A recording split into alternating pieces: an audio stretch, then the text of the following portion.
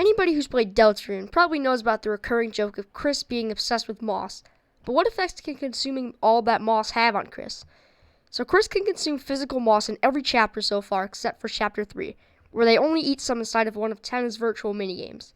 Since in Chapter 1 eating the moss in the jail cell and talking to Rousey makes him point out the moss on Kris's face, a decent amount has to be consumed to leave some on Kris's face, so I'm assuming a handful is eaten.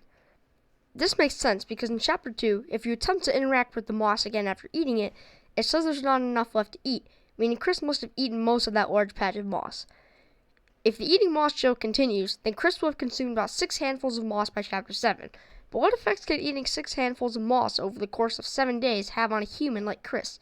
While some mosses may be fine for human consumption, some raw mosses contain high acid levels, which can cause things like stomach pains and nausea.